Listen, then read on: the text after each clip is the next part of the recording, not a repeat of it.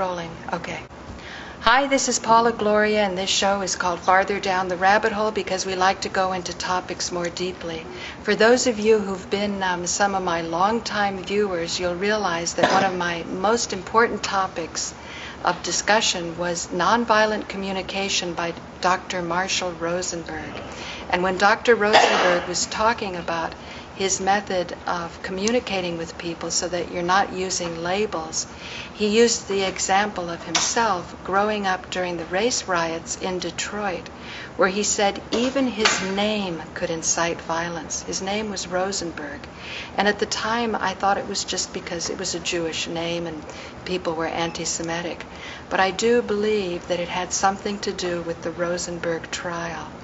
Therefore, I've often wanted to learn more about what was the real story with the Rosenberg trial. And so here I have with me today a really honored guest, because Joe and I got some comp tickets. We didn't know where we were going.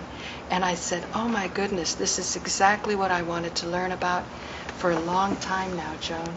So Joan, Bieber, right? Yes. Thank you for joining me and telling me, how did you get involved with this in play? the writing of this play? Well, I've been involved with the writing of this play for about 20 years. And before I ever even started writing the play, I was researching it for several years. And I was very interested in it because my father was a distant cousin of Ethel Rosenberg's. And he tried to help her. And so it was, he did several things. It was a very big disappointment to him that he was not able to help her. And it was also, I found something very inspirational about the fact that my father was willing to do that, because I was growing up in Omaha, Nebraska, and at that time that was the prejudice against the Rosenbergs and the people who were completely up in arms about it. And my father risked his own career to try to help her, because if it was got known that he was trying to do anything, I'm sure it would not have been very good for him. Wow, so the stigma was that great? Oh, yeah. Sure. Yeah, right. I mean, it was every place all over the country, but particularly in a place like Omaha, Nebraska, where there were, if you were Jewish, you certainly didn't let people know about it. I mean, let alone that you were the cousin of the Rosenbergs. Yeah, right? Yeah, exactly. Yeah. Now, I had heard that Ethel Rosenberg organized a protest against Nazis and 100,000 people showed up. Is that completely untrue? I just heard that somewhere. And that Ethel Rosenberg was what the establishment, or whatever the enemies were, it was really her that they were more fearful of. But it seemed like your play was different. But, you're convincing me about your credentials, so I must have heard wrong. Well, I know, I spent a lot of hours in the library looking up all the research and everything, and I read all the letters that they wrote to each other and everything. My father, because, being very protective of our family, never spoke about it, hardly ever spoke about it to us. And so the whole time I was growing up, I did not know. I remember the newspapers and the pictures of the Rosenbergs just before they were executed, and I remember thinking of them as just they must be these horrible people, and that's the way it was painted, that kind of a picture of the Rosenbergs, and that's exactly what I thought, and I didn't know any different, and I never talked to my parents. My parents never talked to me about it. Probably your father didn't want you to have the pressure of having a different story than your peers were given. Is that why he didn't step in and say, hey, I'm her cousin? Well, yeah, that's what I was saying. I mean, he was very protective of us, and therefore he did not talk about it. what he was doing. But behind the scenes, he was doing a lot. He was very active in the Republican Party, and he worked closely with Governor Griswold from Nebraska, and he used to go down to Lincoln to work with Governor Griswold, and then Griswold was elected to be senator from Nebraska. So the Griswolds and the Eisenhowers were very friendly, and so my dad tried to get Griswold to intervene with the Eisenhowers and help Ethel.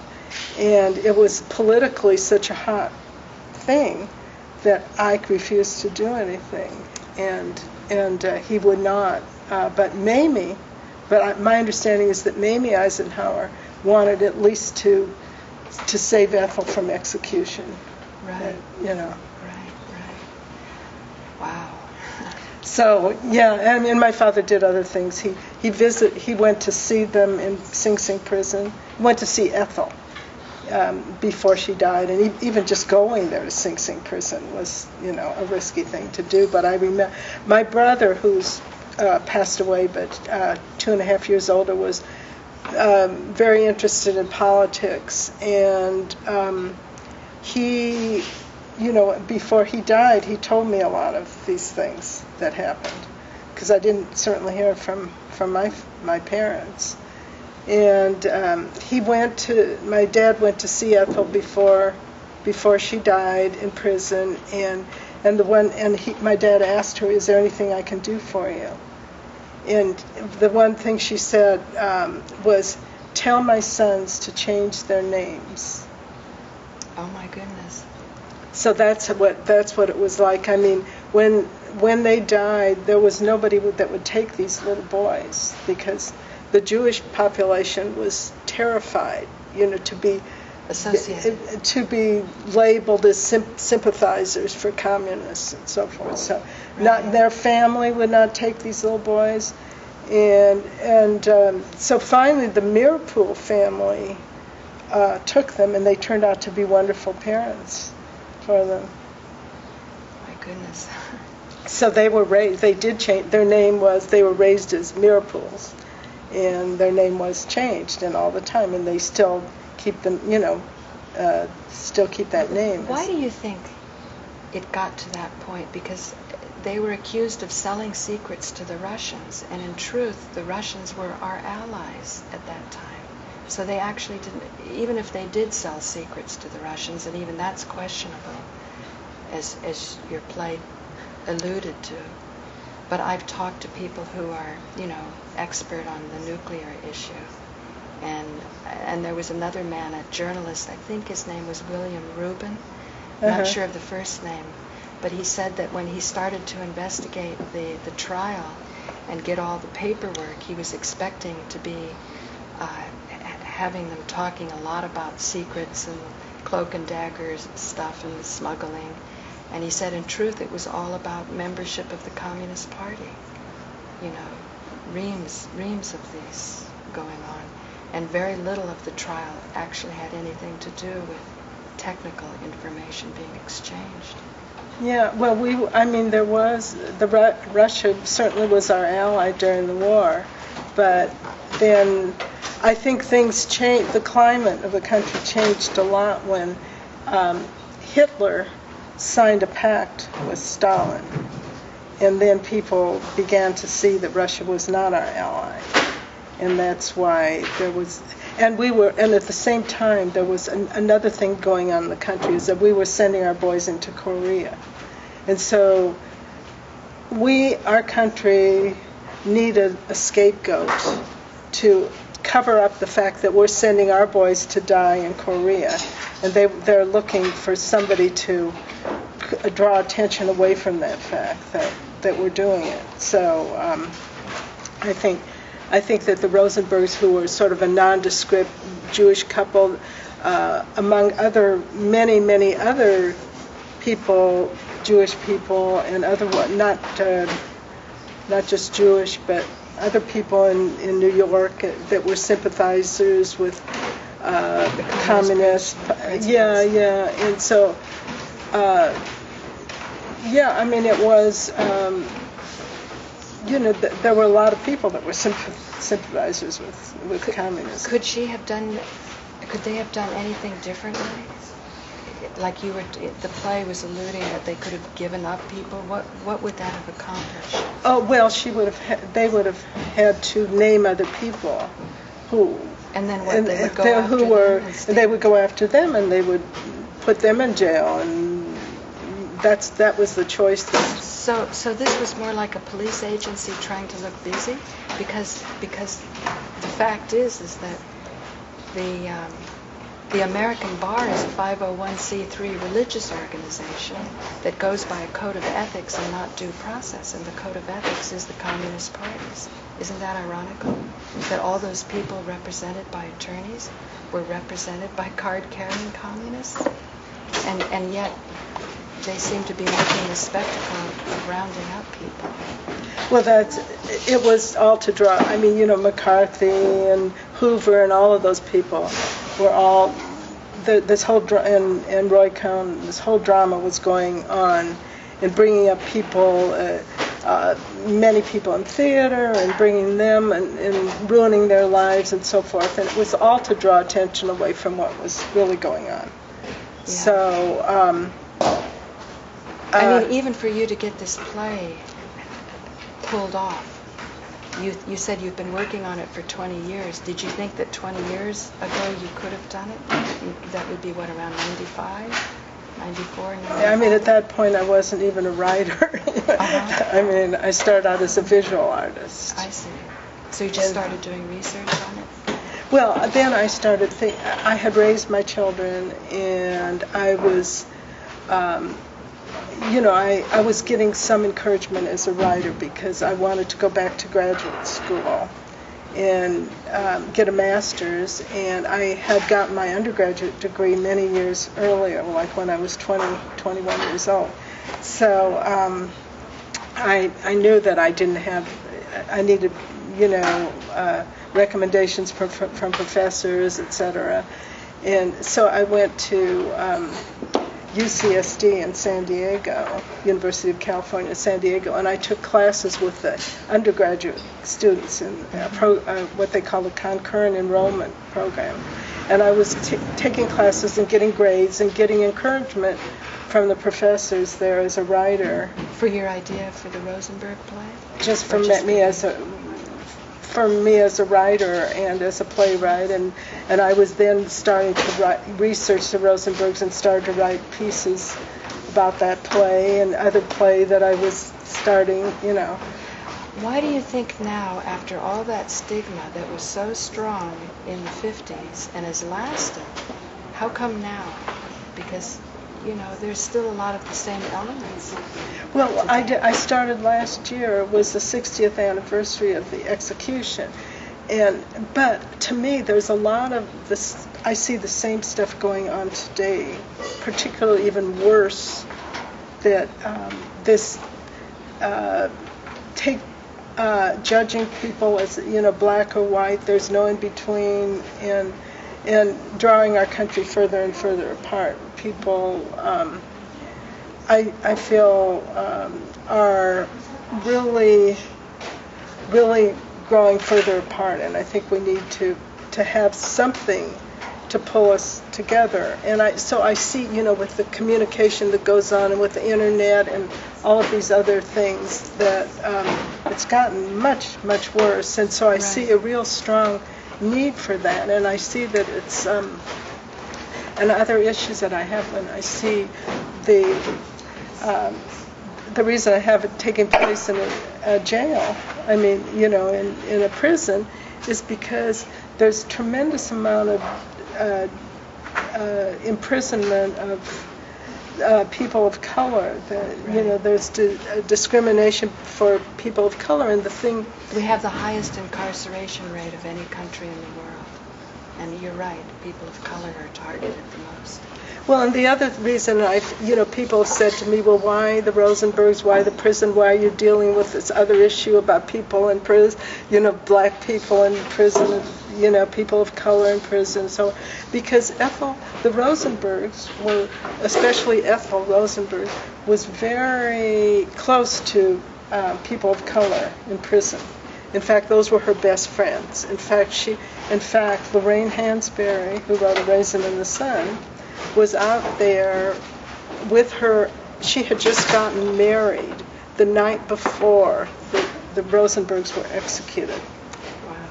And there were 10,000 people marching in the streets near Sing Sing prison before the night of the execution. Just the night. This also happened to have been the 18th of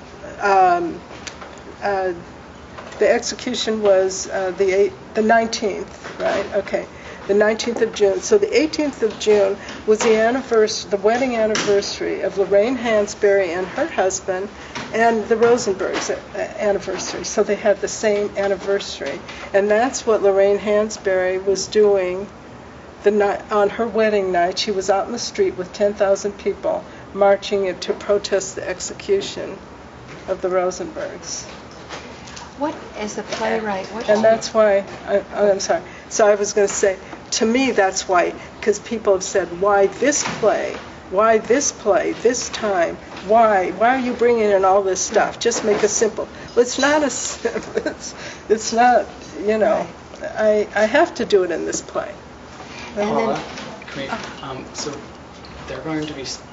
Okay, I'm so thrilled to have all of you together because this play moved me and my husband so deeply.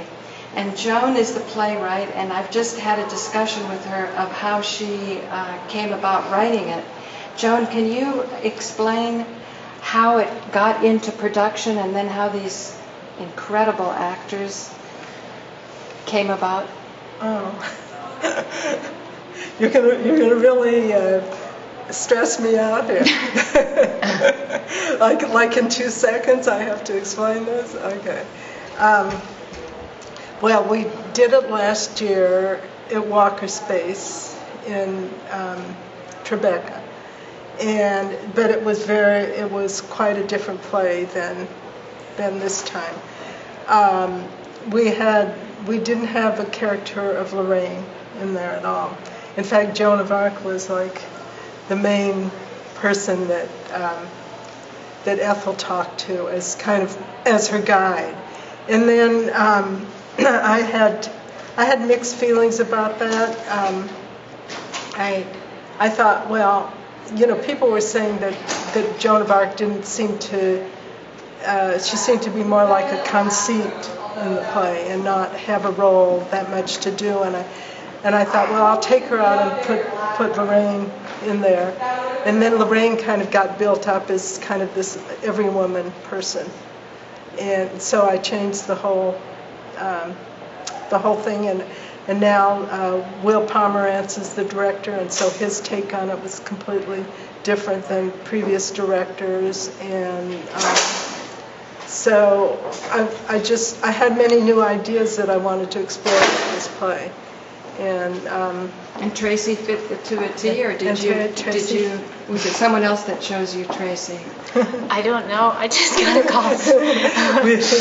She went through the whole process, and we chose her.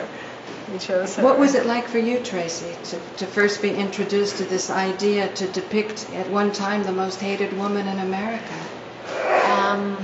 I think Eisenhower called her recalcitrant. I think that was the word, right? Recalcitrant character. I was an English major, and I've always loved literature, and I remember reading The Bell Jar when I was about 16, 17, and, you know, the opening sentence, it was the summer they electrocuted the Rosenbergs, and so as a 16-year-old, and I was a Canadian too, but I was still really interested in the story, so I've always, you know, for the last few decades, I've always been interested in this story. I never saw her as a hated character, as a misunderstanding, and I think also because I'm a Canadian, it was something that I was just amazed at, being outside of it, seeing how the American political system, how this could happen to somebody. I was also very interested in law and thought about going into law when I was younger. So the case, I read a lot about it back then, and so to be able to now get to play her, you know, and see her falling in love, see her having a family, and get to show those facets of her life, I feel great responsibility and honor to do that. And you are, how did you feel about getting this part? Had you been familiar with the story of the Rosenbergs? I mean, you're both very young people. Yeah, we're not so young. We weren't alive when that happened. You were alive? No. No, you weren't. I thought, wow. No, I think as a Jewish man, our culture is aware of that circumstance and what happened. I certainly was aware of it. I know during the audition I pretended to know more about it than I since learned after I got the role. Oh, really? Yeah, that's how we roll. Does that surprise you, Joan, that you did more research on your own than just relying on Joan's play? Are you saying? No, I'm saying I did more research, like any actor, after I got the job than before. Yeah. No, but I knew about the Rosenbergs, and in fact, my grandfather would want me to tell you that he lived on the same street as him growing up. So. Did he know him? No. No. But he knew that he lived on the street with the, celebrity of sorts. And Joan told us that her father was a cousin of the Rosenbergs. With your grandfather being on the same street, did he have the ability to rise above the media hype about it? To not be fearful or to not look askance or... I don't know. My sense is that everyone was pretty confused about how to feel about the whole thing. I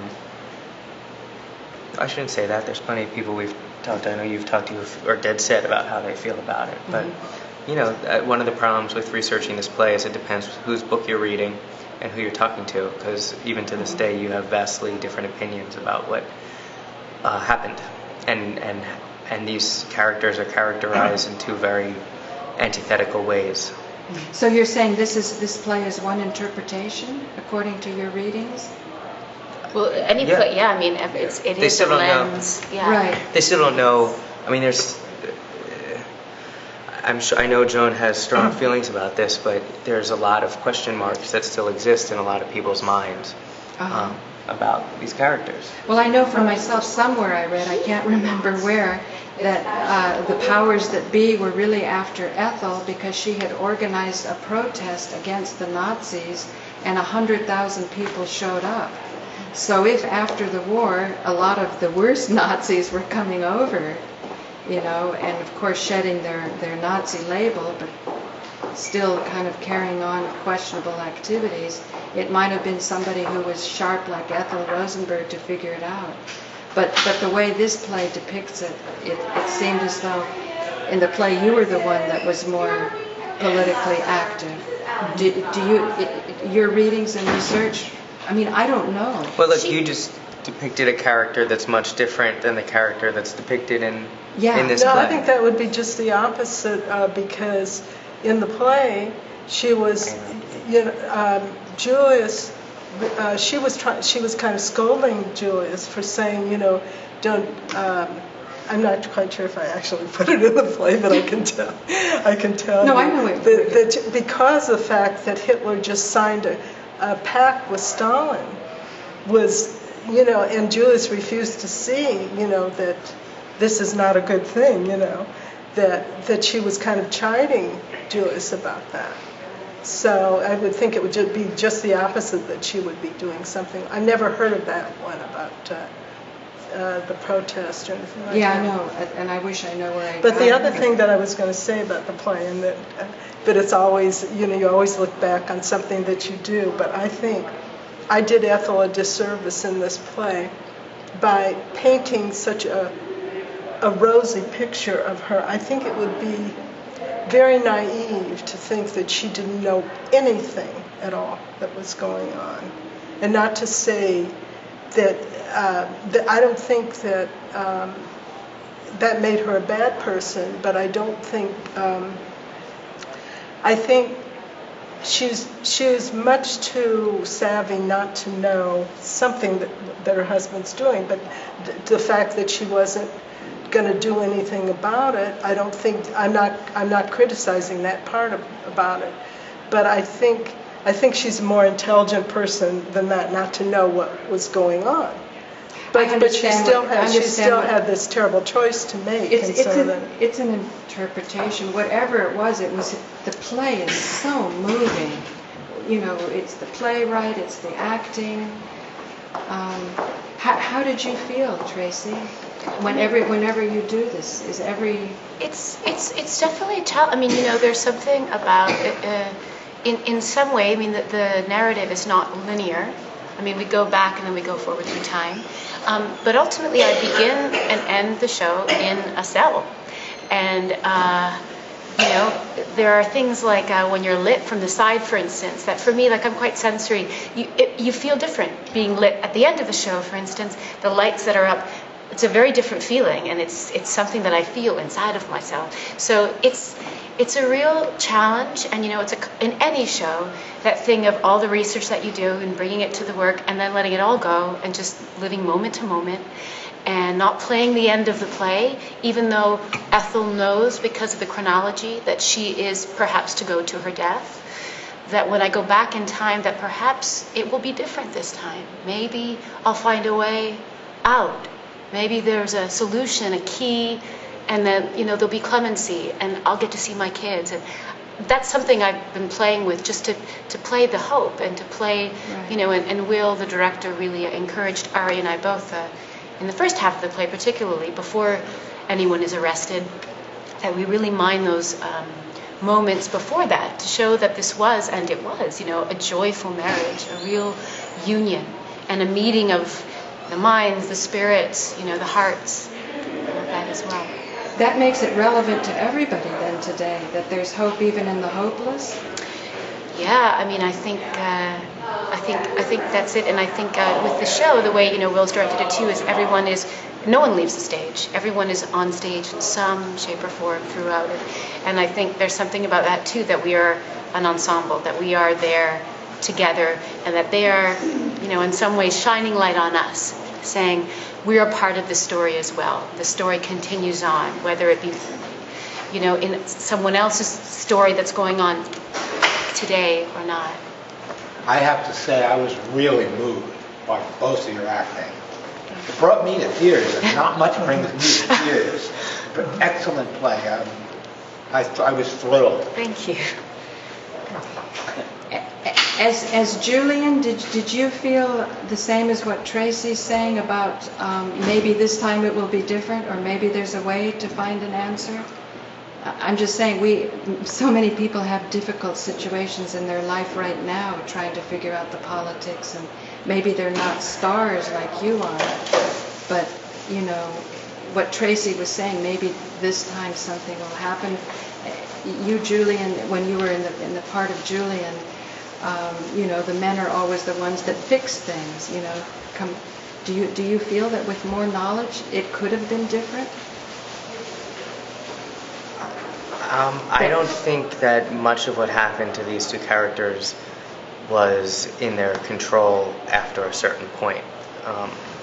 Obviously, they made choices that put them in a precarious situation, but once McCarthyism and the hoopla surrounding this trial, I don't think if they had more or less knowledge that they could have said or done anything that would have changed the outcome. And I think actually it is something Joan depicts quite well, is some of the backstories with the judge and Roy Cohn, and yeah, I mean, I think the second act of our play all really is lost. I don't know if the characters know that, but this is a retrospective piece, particularly for Ethel's character. She gets to look back at it, and I think it's safe to say that your character sees how unfair this was. Yeah. I mean, it's, you know, I think and Joan has put it in the show, the last letter that Ethel did write to her sons, which is basically verbatim, the sort of top 2/3 of it in the play. You know, she does say to her sons, you know, even now that life is worth the living. You know, we know that now, even though the end of our lives is slowly approaching.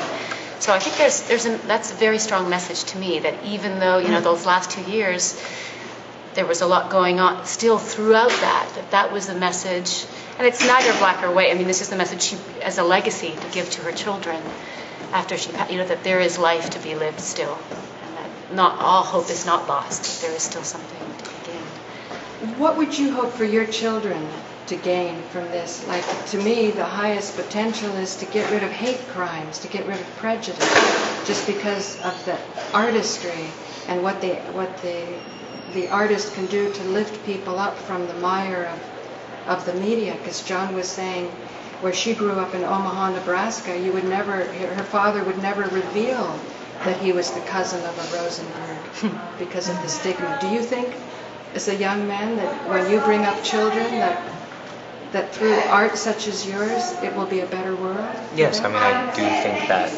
I think, like the Crucible dealing with the Salem witch trials, or this, which deals with a piece of McCarthyism, the themes are apparent, or the commonality between the themes are apparent, right? And that when they're talking about the rise of the Nazi Party, cultures can get swept away in the hoopla and the frenzy of hatred lead up to the Iraq War. Don't get me started, but there's I think there are a lot of themes about pausing and looking back and learning from history. Of course, I think that.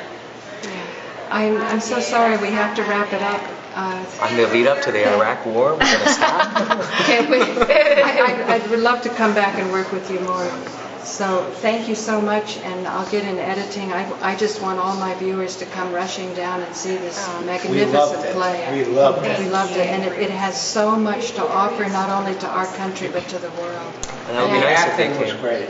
Really Thank great. you. Both of you. Yeah, I mean, the best, I've gotten from a lot of my friends who've come have said that they've gone on the internet. The show's coming to a close pretty soon. As a playwright, I always kind of go back and think about what I might have done differently, etc.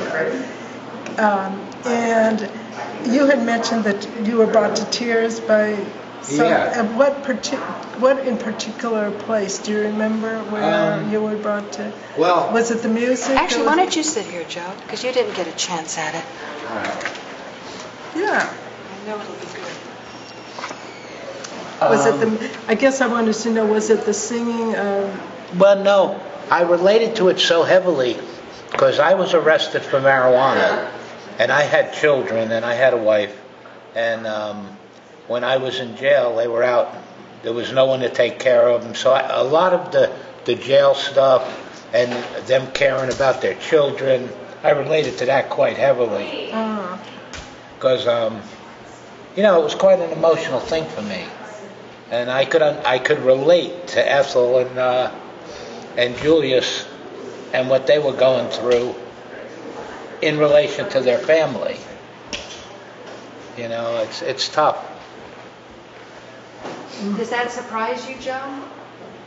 No, not at, it's just that I guess the part that I always get choked up over the music. That's the part that always, and I wondered if people, not necessarily just the music, but I just wondered what other people's feelings about that were. I was thinking, well, maybe in the next production would I get more original, because I took this from, one of the main themes, music was from La Boheme. Would I want to do something with more original music? That was the only thought that I had. Although when I hear La Boheme, that always brings me to tears. A lot of what they were going through is very relatable, to anybody who's been dealt with the system. To anybody who's been through courts and seen how they railroad you, and anyone who's been in prison, which I've been, can relate to just, these people were victimized, which so many of us are, I related to it. Incredible what they were going through. I felt very close to them. Even though they were actors acting the part, it made me feel close to Julius and Ethel. An amazing play. But isn't that the tragedy, that due process hasn't caught who's the criminals? the feeling you get is that the criminality is, even Eisenhower couldn't do anything about it. Oh, well, I mean, the fact that the witnesses that they had a bunch of dope addicts and derelicts that came, as witnesses was disgraceful. Yeah. Just disgraceful that they would be convicted with those kind of witnesses. And that's still the way they do today.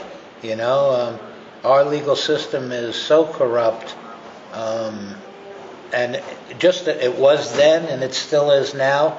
In fact, I think it's more corrupt now even than it was then, even though their particular case made such media and, but I see it all the time. We cover a lot of cases of people who have been evicted. I mean, right now, we have 60,000 people on the streets homeless in New York. And the bankers who did it all, 90% of it was done illegally, most of the foreclosures. Very few people know, 14.5 million families have been evicted in this bank scam when our government bailed out the banks, paid off all those bad mortgages, and yet the banks still turned around and put all these people on the street. Now they're making more and more laws against homeless people to lock them up. Down in Florida, it's illegal to be homeless. And, And yet we have 190,000 empty apartments in Manhattan.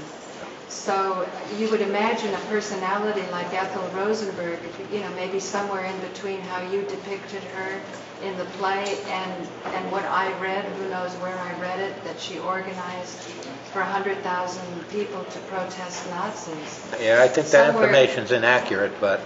That one I never Well, heard. yeah, I know nobody ever heard of it. But, I think that's what Joe meant by it being very moving. It's very relevant even today. Well, this is the thing, I guess the one thing that I wanted to get across and that I question if I do, the next time I do the play, that I question whether having the colorblind cast in there was whether that really got across the message of what I was trying to say. Oh, you did it brilliant. Yeah, I think it was great. That was very moving. Just Because, that, just I mean, the it was- casting. But just the fact Didn't that... you think? I miss Michelle. And the black lady who Yeah. played the part of Ethel's friend, Yeah. that was a good part. Well, no, I think it was clear, with Lorraine, why, I think the part of Lorraine and why the troubles that she had.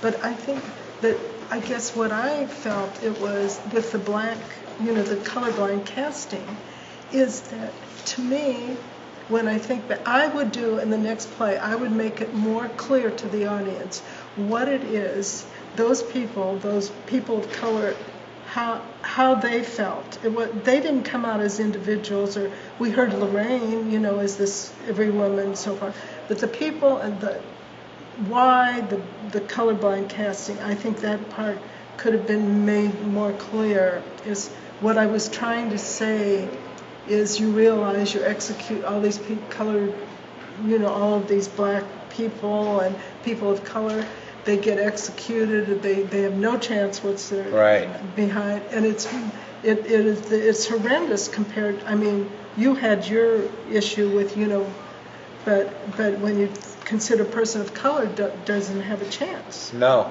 I agree. And that's the part He's I think. the first to say that. Our whole system is so That's why racist. I want to say that I want to emphasize that more. I think in the next. Very part. good, very good. All right. Thank you very much. And we have to end it now. It's been great. I enjoyed your play immensely. Thank you. I was arrested for marijuana, by the way. It's incredible what they do to people. Our government knows that marijuana don't harm anyone, and they destroyed my family. We wound up for 18 years fugitives. Because after I did time the first time, they arrested me again, and they were going to put my wife in jail and me in jail And they were going to take my 3 kids and put them in a home. So I said, no, I'm not letting that happen.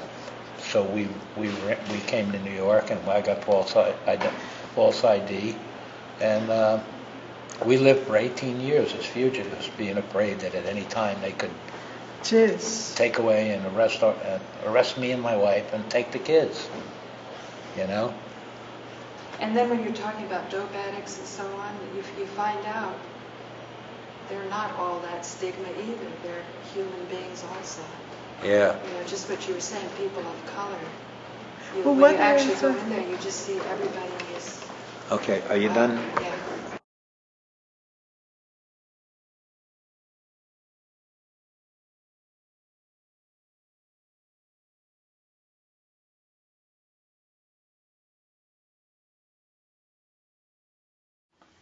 Yeah, good afternoon. My name is Werner Bock. I live here in Pettigodiac. I immigrated here in 1969 from the old country, from Germany, and had great hopes. But I wasn't aware what was the reason why they called the Maritimes the poor, underprivileged maritime provinces. But slowly over the years I got an awakening, and I got to recognize what was the reason that a region that at one time was the most prosperous part of Canada, suddenly there about 60, 70 years ago became the poor, underprivileged maritime provinces. And as I say, my life has been full of surprises ever since. A lot of the surprises were not the surprises on the nice side, and I came to recognize what has been done to the people in this region because I experienced it firsthand as an immigrant. And if there shall be any kind of a hope for the young generation, I think people have to start waking up and come out of their complacency and start taking the helm of their own future again, control of their own future again. Anyway, stop with all this introduction. Let's come to the purpose for this interview. About 2.5 years ago, I got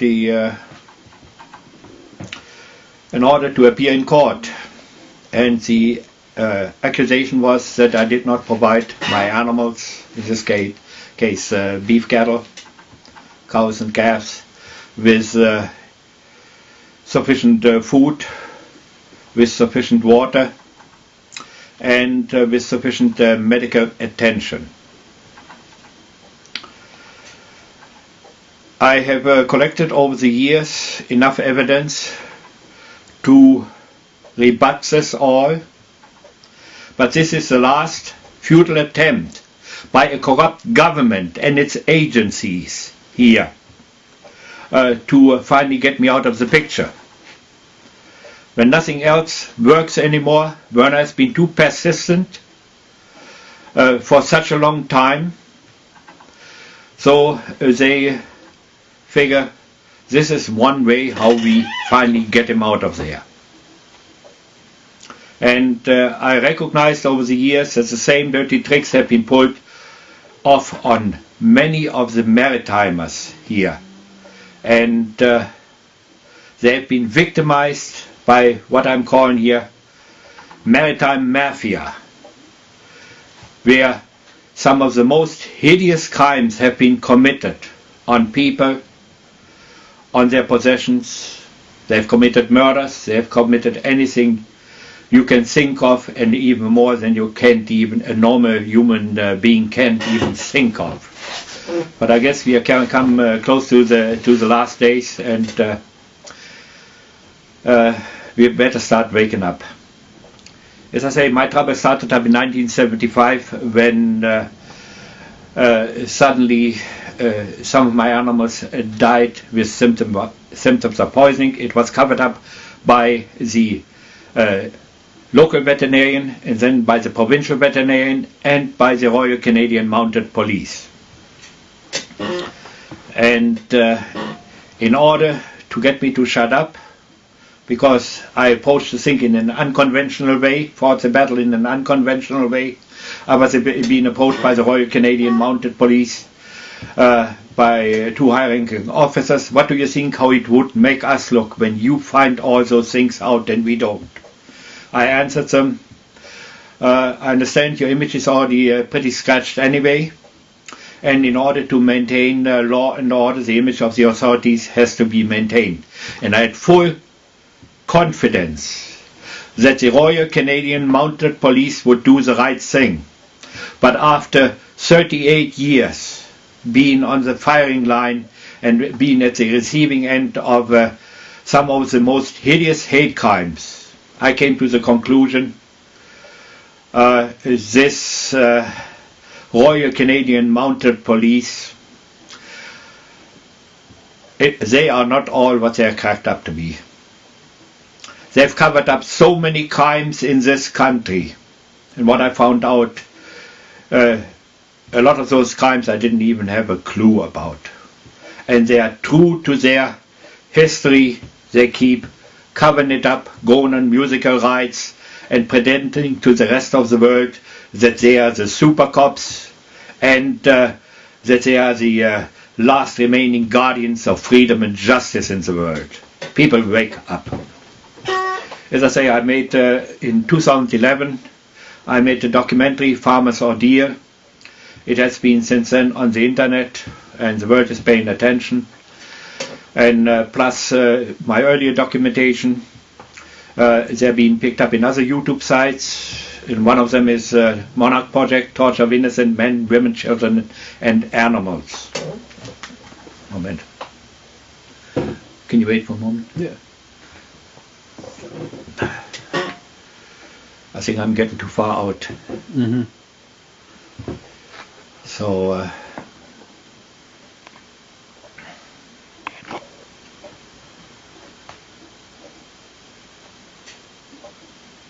Let's just focus right on the trial. In 2011, did you put out the video before or after you were charged? Oh, the video was maybe in. I made it there in late 2010, and in early 2011, before I was being charged. In early 2011, a friend of mine in British Columbia, he posted the video Farmer's Ordeal. He posted it on the internet, and as I say, it's not. It hasn't got millions of views, but it's in that YouTube site. It has now surpassed 10,000 views, and since my first appearance, since my appearance on the 13th of September 2013. Where there was an embarrassing situation being created for the judiciary, the corrupt judiciary here in New Brunswick. Other friends, they posted it on the internet, and in a couple of sites it has accumulated another 3,000 views. And this Monarch Project, where some of my pictures were documented, what caused the death of over 330 cows and calves on my farm. And the technology that had been used by the criminals, where that had been posted in 2009 on the internet. Some of those pictures they had been posted on the Monarch Project, Torture of Innocent Men, Women, Children, and Animals. This YouTube site has now over 323,000 views. And I guess that's not chicken feed. And this is what I figured right from the beginning when I encountered this corruption and this evil. For my own life insurance, and to get the word out, make my fellow men aware of the criminals and the monsters that are living among us, and they've been getting away with murder now for many decades. I figured shout it from the housetop, and in a way I think it was a good policy, and I fulfilled my duty toward my fellow men. but there in the spring 2011, like it happened for the previous 18 years, every time after I got the animals through the hard winter and the conditions were getting pleasant again, those criminals had to fulfill their annual quota of killing, on the average at least 20 animals within a month and a half. And it's well documented the cause of death of the animals. I did many autopsies, and quite a few YouTubes had been made about it, and I did the research documenting the cause of death of the animals, and most of the deaths was being contributed to the criminal use of directed energy devices or weapons like lasers and masers. A technology that has been around for over half a century. And one of the most deadly uses of that technology was by using very specific frequencies and modifying the atmospheric air. And air that normally maintains life, by modifying the nitrogen and the oxygen in the air, making it to a lethal gas. That has been well documented in Farmers or Deer in the documentary. That can be seen on the internet, and a person doesn't have to be a rocket scientist to understand it. But when in 2011, again, the killing spree started by the end of March until the end of April, I contacted the local RCMP and reported it again. Then a short while later I had a visit from 3 RCMP officers and Rebecca Louise Marshall from the provincial SPCA, and so I informed them about, showed them the documentation what caused the death of those animals, because most of the animals I had done autopsies on. And then I said to them, if you want to make any kind of a fuss, go ahead. Because I have, over the years, I have accumulated enough documentation about the criminal use of those technologies of directed energy weapons. And but there comes something else in. For years, since 1975, the RCMP has been covering up those crimes. And in order to discredit me, they put out all kinds of rumors and false accusations.